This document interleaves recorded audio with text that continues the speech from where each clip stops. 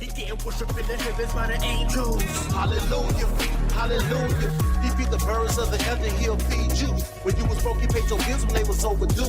I put my trust in God, y'all be believing you. I put my trust in God, cause he'll see it through. I trust in God cause he delivered me from addiction. I was sick in my sin, his love is my prescription. What kind of man forgives killers at his crucifixion? So I had to die to myself, I guess it's the benediction. My trust in God remove me from the devil's jurisdiction. You say you trust him, but you're stressing, that's a contradiction. If faith's your gun, trust is your ammunition. Be efficient of men is the greatest commission. You put the trust in tradition and have you out of position. With your trust in him, the solid above the opposition. Hey guys, it's your girl Latoya Renee, and you're tuning into Sisters Can We Talk.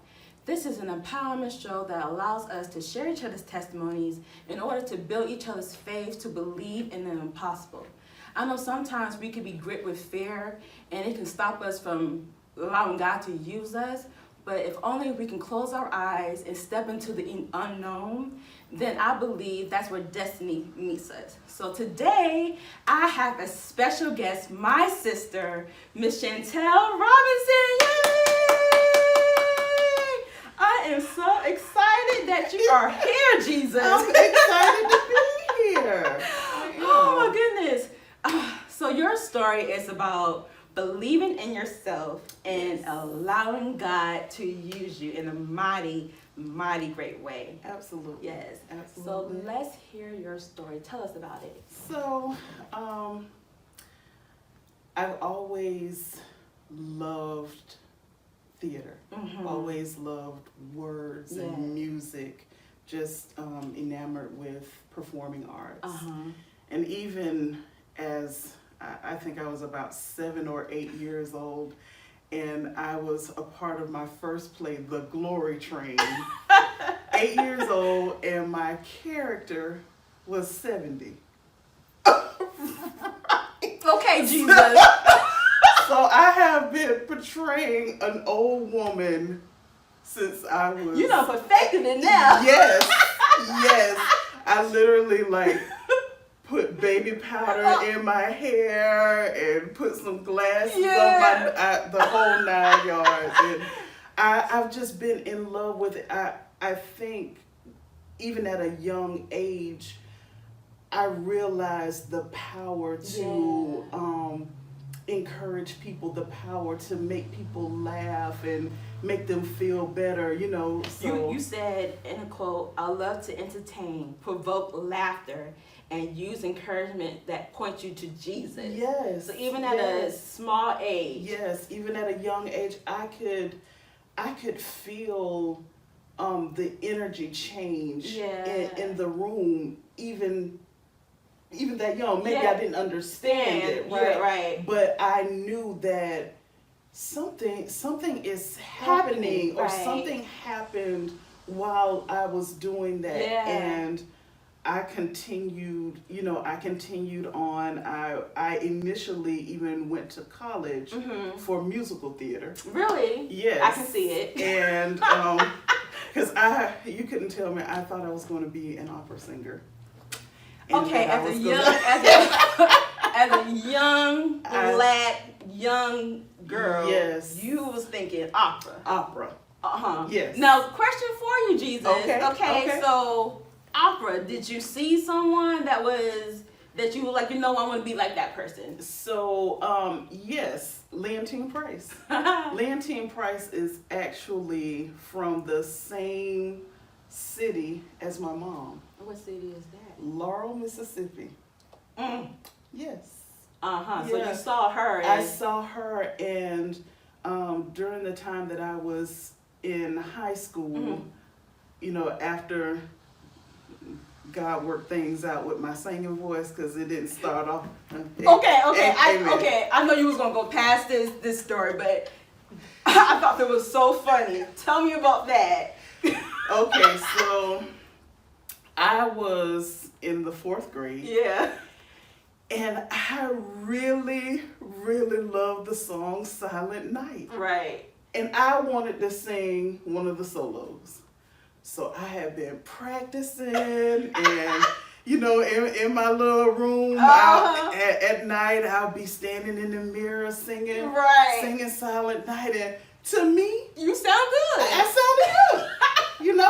And I felt, encouraged. Right. And I felt like this was my time. Yeah.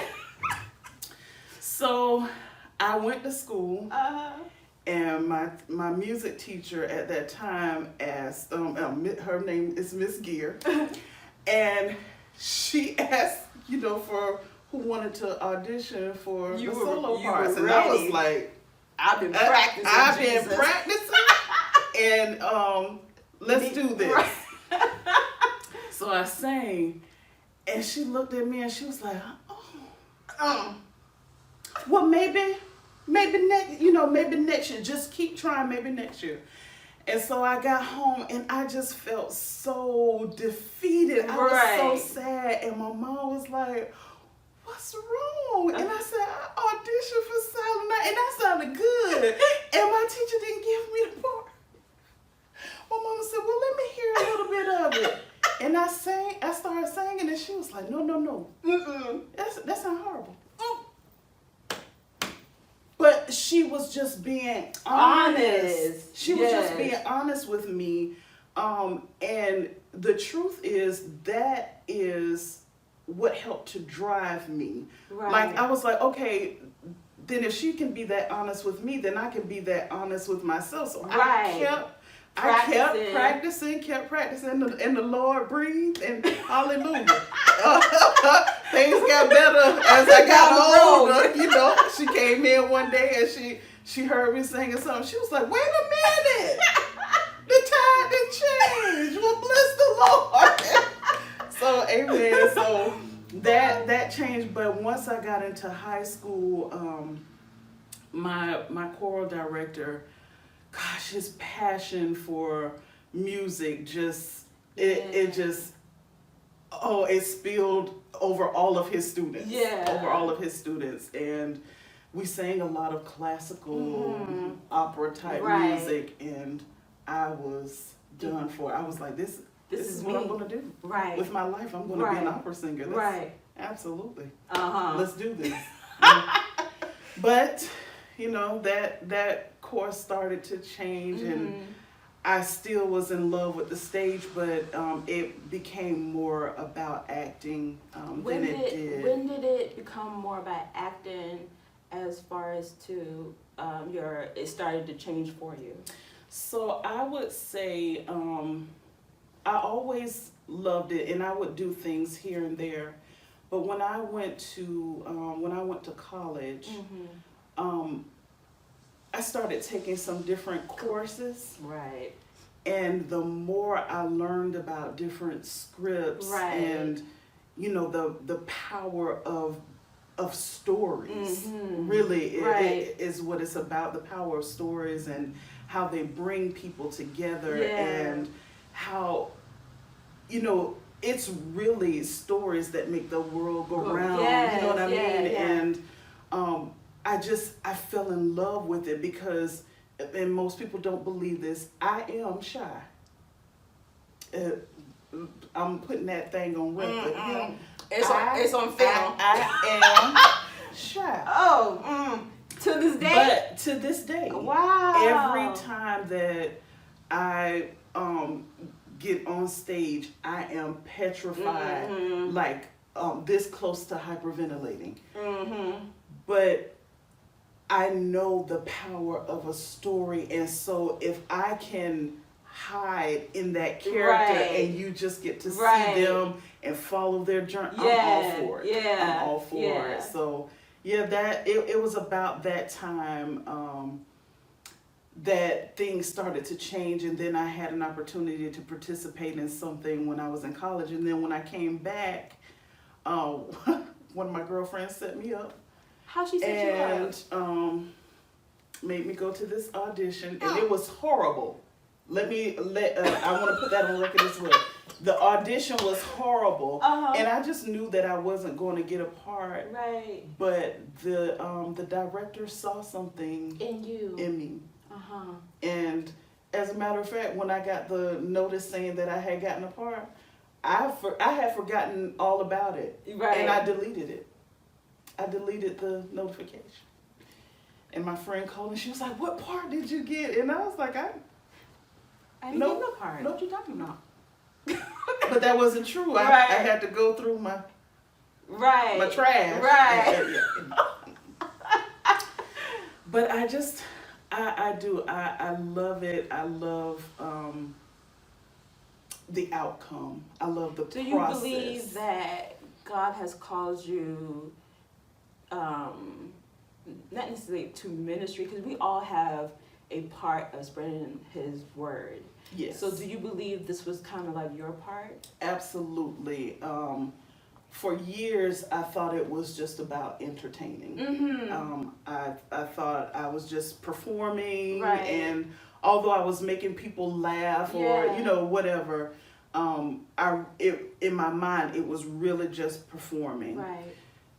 That changed in 2007, Mm-hmm. and that is when I met my mentor, Mm-hmm. Gary Scott, and he totally, God knows what and who we are in need of at the perfect time. His timing is impeccable. Yeah. And he began to show me that this was ministry for me. This was not about me being an entertainer or performing to get applause or accolades or anything of that nature. You said that He gave me courage to step out of the confines of what I was good at. Absolutely. OMG. Yes. He really pushed me, and he had such insight. Yeah. Such insight and all of these things, because sometimes God will put people in your place, in your space that are really mirrors, so that you can see who you really are. Right. And He was that for me, because there are so many things that I would have never pursued had He not brought it out to me, had He not identified it and then helped me to hone in on it. What were those things that you decided to pursue after being connected with Him? Writing.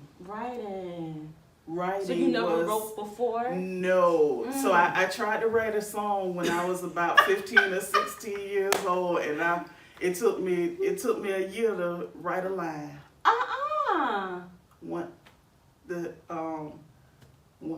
Sing one line. One line. I couldn't get past the line. I guess the Lord said, just sing it, don't write it, baby. That's just wait not, on it. that's not for you. It is not for you. So writing was the thing that He pulled out. He pulled out of me, and for a long time I just kept that to myself. Like, I was writing all kind of stuff. Like, He would have me to proofread his scripts, and that is amazing. Yeah, and I would read them, and I could see these characters, and all of that stuff. And so I would write stuff, but I was not trying to share that with nobody. Yeah. Until when? Until I got a push. From one of my sisters, and she asked me to write a play for a women's conference. Yeah. And I was like, that's probably not gonna happen. I said yes, but it was reluctant. Right. And at that time things did not pan out. But she was relentless. Yes. And opportunity came around again, and she asked me again, and the Lord would not let me say no. Yeah. And that year is the year that I wrote Saving Grace. Yes. And I was nervous. I was just afraid that something that I was so vulnerable. Yeah. You know what I mean? Yeah. This was like a part of me. Like I knew that the Lord was giving this to me. He was giving this to me to share. And I was like, oh, well, what? I mean, I've been in a lot of rehearsals, Right. but you want me to Be on the rehearse other side of it. Yeah. And the thing about it was, I was also in it. But I was like, well, who's gonna Come have on, to Tyler direct Perry. me? You know what I mean? Right. Because it's in your mind, you're so used to doing one thing, and it becomes difficult to think about all of these Multiple other things, pieces yes. happening at the same time. Right. And so I wrote Saving Grace, and that rehearsal period, God is faithful. Amen. Yes, God is yes, faithful. It was a yes. tough time, but if those things had not happened, Mm-hmm. I would have questioned if I was doing the right thing. Wow. I would have wondered if God was with me, if there Right. wouldn't have been some challenges and hiccups and obstacles, along the way. It's funny because, we think God is with us when everything is going all right. I get nervous. But you're saying that if stuff is not being shaken, then, it's funny because most people be like, God, you with me, everything's going right, dude, but you're saying the opposite. Yeah, Mhm. like I know that there are going to be challenges that come because, sometimes your flesh can rise Yeah. up. Like even when I was writing the script, the first act, I wrote it in about 30 You minutes. told me that, yes. It was a precious download at work. Like I went to my boss and I was like, God is speaking. He's giving me the words for the play. My boss was like, do you need to go home? Right. What? Shut off your computer. You can go in the conference room. Right. Let him use you. Yeah, I am not yeah, standing in the way of the yeah. Lord's work, And so I wrote it in 30 minutes and, I was so excited. Right.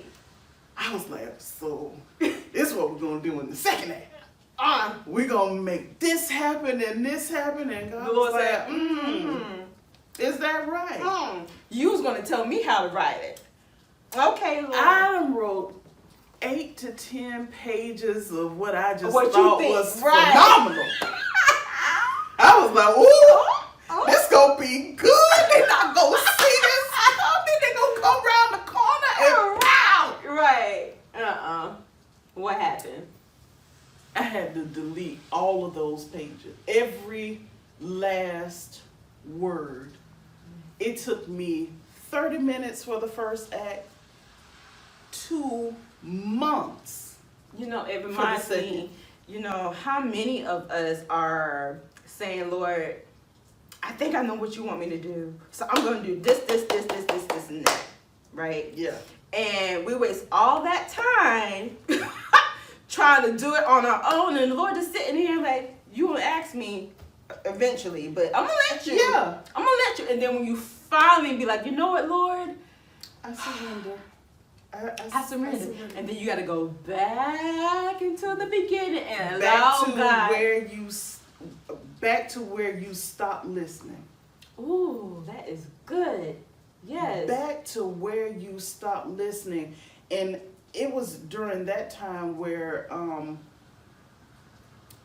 I've learned that you have to be careful of the words that you use. God is still speaking. Mm-hmm. You did what he said, but he is still speaking. Right. So there's still some pieces that you got to carry Right. out. But you're trying to carry your own load. That part. Yeah. And we get frustrated and we're like, Lord, well, I know you said to write this play. I know you said to start this business. I know you said to do this ministry. And the Lord said, you stop listening. Okay. Yep. You heard what he said, but what is he saying? Saying now. Yeah. Mm-hmm. That is good. Yeah. Good. Yeah. So it was crazy when we got ready to do Saving Grace. Right. I was scared to invite my mentor. The same person that pulled it out of you. Yeah. The same person that pulled into you. Right. Okay.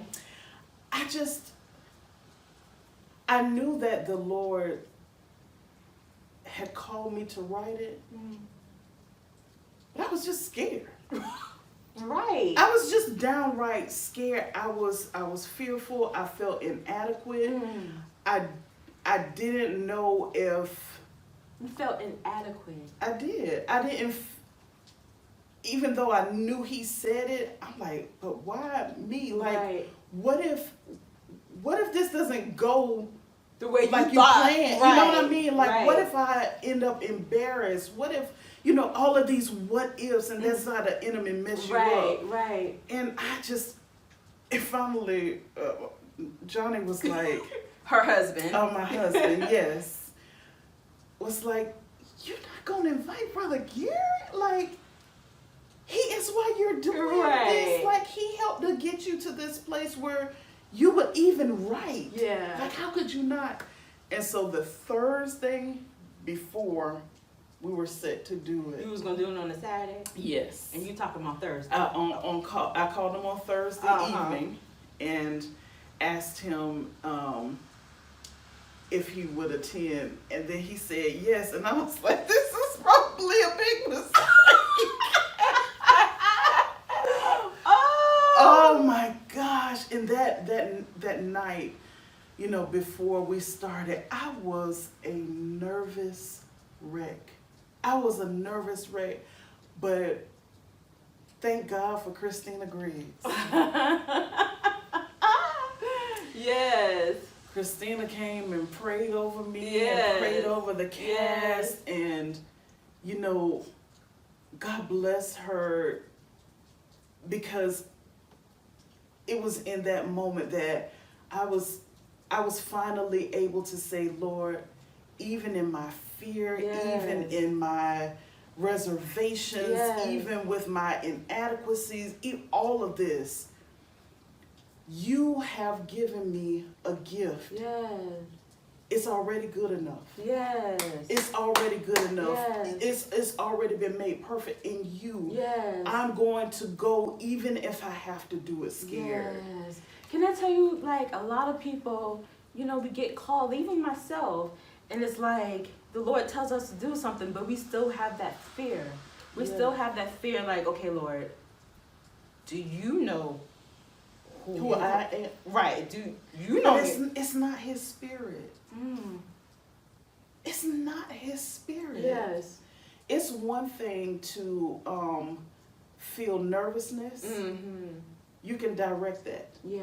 Right? And for me, nervousness is a sign that I'm reminded I'm not going at this alone. Right. Right? That's my humanity. Right. But fear, Yeah.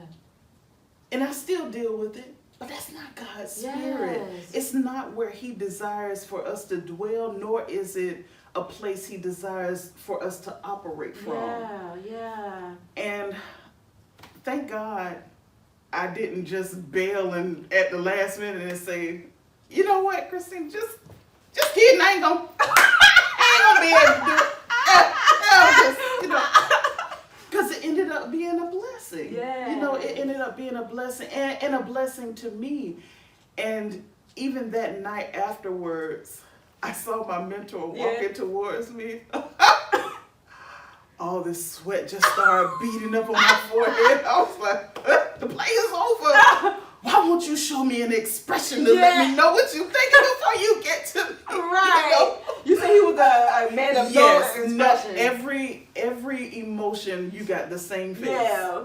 Whether it was laughter, sadness, whatever it was, you got the same face, so you just couldn't read him. And he was coming to me, and it just seemed like I could hear the chariots of fire playing. It was taking so long. Dun, dun, dun, dun, dun. Dun, dun, dun, dun, dun. And I was like, Lord, just get here already and tell me what you think so I can run out of here or whatever I'm going to do. Right. What did he say? And he got close and he said, that was awesome. Don't put the people on the lower level no more. The energy is too high there. It needs to be on the stage. All of it on the stage. No more intermission. That was splendid. And he walked off. And in that moment, I felt like I lost 115 pounds. 115 pounds. Because I was, and that was part of my struggle too. Right. so concerned about what other people might think. And that ain't, oh, Lord, I know, including myself, I still deal with that. I still deal with, what people is going to say, what people will think, and wow. Do you still? I do still deal with it sometimes, but I still do it. Yeah. I know that now that I really recognize his voice, Yeah. I know I gotta obey. Yeah, you said just what you just said. Well, I'm gonna say two quotes. You said it's about what God says and not my desires. That's right. And then you also just said it. You said just do it anyway. Yeah. Yeah. Do it afraid. Do it nervous. Just do it. Just do it. Yeah. Just do it, because then you will, the more you do it, the more you stay in obedience, God will keep blessing you. He'll keep using you. Yeah. He'll keep manifesting through you. He'll continue to work through you for somebody else. Right. For somebody else. Right. And that's, at the end of the day, that is what it's about. Right. There were people that came to the Lord, that gave their lives to the Lord, because when they looked at saving grace, they followed her journey and they saw themselves. And that's what it's about. Yeah. I hope once this COVID thing is over with, okay, I hope you do that play again, because I was actually Yes. But just to be in the rehearsals and to hear the story and just to see the people's faces when they saw her, Grace, in her struggle, and to know that people are out there in the same struggle. Yes. So God has you do that for a reason. He Yeah. wants you to bless people. He wants deliverance. Yeah. And you have a gift. And every time, she does a lot of stuff for creative ministries here at Builders of the Faith. And every time she gets on stage, either she's bringing me to tears, she's having me laugh, I'm standing up. Okay, go ahead. Every time you allow God to use you, He does it so with excellence. Amen. And I'm just like, yes, Lord, what else you got? Come on, Jesus, I'm ready. But just to know that, it's good to hear people and how they go through things, because you can look at you now, you pull together, and when you get on stage, it's magic happens. Not magic, but the Holy Spirit. But you know what I'm saying. And it's like, I wonder that she fears. I wonder that she hesitates sometimes. So to know that, you go through the same struggles like everybody else, and you still persevere and you do it anyway, it makes us know that, okay, it's okay to be a little bit nervous. Yeah. Like today when I was like, I'm nervous all the time. Yeah. And to know that you get nervous sometimes, but when you get on stage, it's flawless. Because, I almost look at my characters as a garment. Explain that. And so when I'm initially, getting ready to start, I am nervous. Yeah. My palm, Right. But once I get on, I put on the garment of whoever I'm portraying. Yeah. And I am just in their space. Yeah. I'm no longer Shauntel, because my hope is you don't see me. Not that at you all. see them. Right. And that you can journey along with them. That you can see, okay, now I want to stay. I want to see what happens. I want to see what happens next. And then see how you can make application to your life. How do you identify with this character? Yes. And so that's what helps me, because then when I come on stage and I'm back to myself, and I'm back nervous again. Like, you nervous afterwards? Happened. Yes. I wonder what happened. That's really how I feel on the inside. Yeah. Like, did I say all them people lines? Oh. Because I have to rehearse even when I write. Yeah. I have to.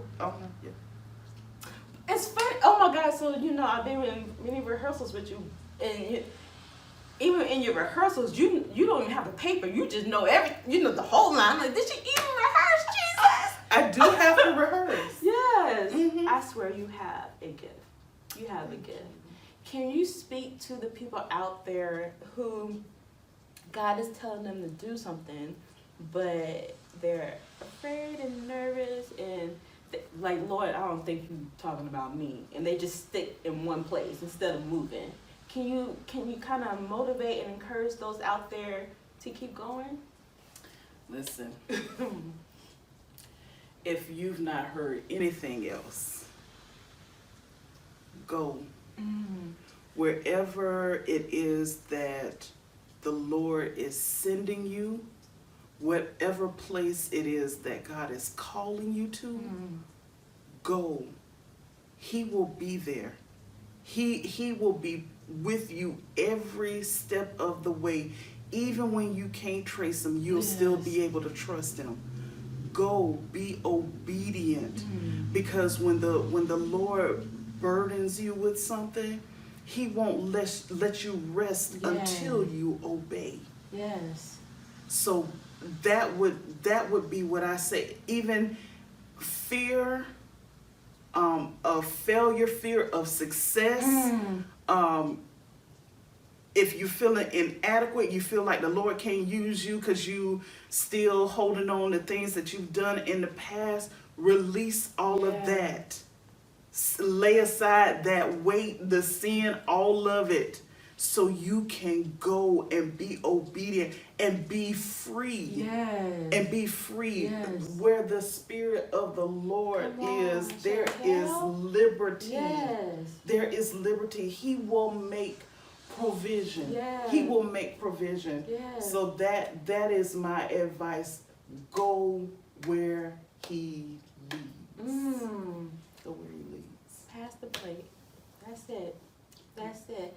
One thing I do want to piggyback is that our yes is someone's deliverance, is someone's breakthrough, and sometimes we holding up progress. Absolutely. Somebody is waiting on. I remember one of the lines that in Brother Gary's, one of the plays that I was in with him, somebody is waiting on you to manifest.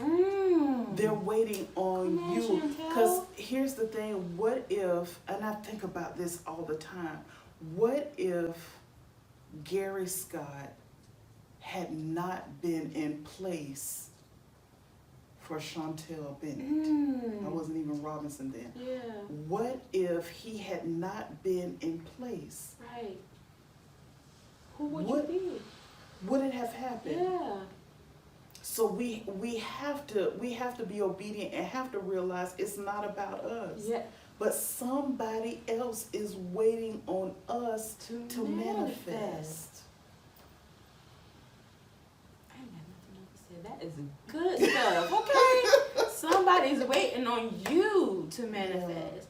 That means you can't, when God is speaking to you, yeah, Lord, you kind of question it, but do it anyway. Yeah. You don't know what's going to happen. You don't know who you're going to bless. That's right. You don't know what it may lead into. Yeah. But we know that we have to trust in God because he knows all. Yeah. And he's calling you for a reason. Yeah. He's not just, he ain't going to just, he's not wasting the call. Right. Right. He ain't going to waste no everything. He is not wasting the call. Yeah, he is. He's telling you for a reason. So go out there and be great. On my door, my front door, it says "Go out and be great." Yeah. That would every time you open this door, know that you have to walk in greatness. Cause you know that just made me think. What? You ain't doing no good being great in here. Come on. Oh. Behind this closed door. Oh. Go out. And yes. be great. Yeah. Oh, that's powerful. God, I'm gonna piggyback off that too, Jesus. So many of us are trying to do great in the four walls of the church, and that's okay. That's okay. But the Lord said, "Go out." Yeah, it's easy to be great in here amongst other great people, but how's your greatness on the other side of the door? My greatness is fine. How's yours? Amen. But I need to go outside. Yes. There's people outside that needs to be Yeah. delivered. There's people outside that are losing their life to suicide and murder. Yeah. You need to go out there. There's people who can't even feed themselves. Thank God for a pastor. Yes. Come on, Jesus. Yes. That is Compassion Ministries. Yes. We go out. Yes. Cold. Yeah. I ain't gonna say snow here, no snow here, but Rain. rain. Yes. We go out because it's about the people. Yes. And Yes. so many of us are just trying to make, the four walls Yeah. great. And the Lord said, that's fine. But I need you to go out there and reach my people. That's We right. all right in here. Yeah. Sometimes We eating good. we all right. Sometimes they might come in. Yeah. But the Lord says you need to go out. Yes. And so that was good. Yes, Lord. Well, I ain't got nothing else to say, Jesus. I am excited.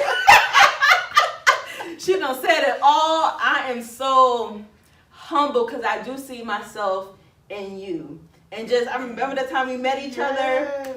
Oh my God, just to see you and just to know that you get scared too sometimes. You nervous sometimes. So it encouraged me because it's like, okay, when Shauntel, I can do it too, Jesus. That's right. Absolutely. Yes. Absolutely. And that's what it's about. That's what it's about. Our walk, the life that we live out loud, should be some music that somebody else can dance to, right? Ooh. We should be able to encourage and inspire and exhort one another without saying a word, with our life. Yes, With our life. Yeah. And when I say you're doing it, sis, when I say just your presence on stage, off stage, and this just your presence alone, you don't have to say a word. Your smile, let alone, can just I come in here and be Shauntel. Hey, I'm all right. Okay, it just you're infectious. Oh, That's you're just your personality, just who you are. I'm just grateful to call you sis. Amen. Yeah, I'm and grateful so to call you sister. yes, ma'am. Yes.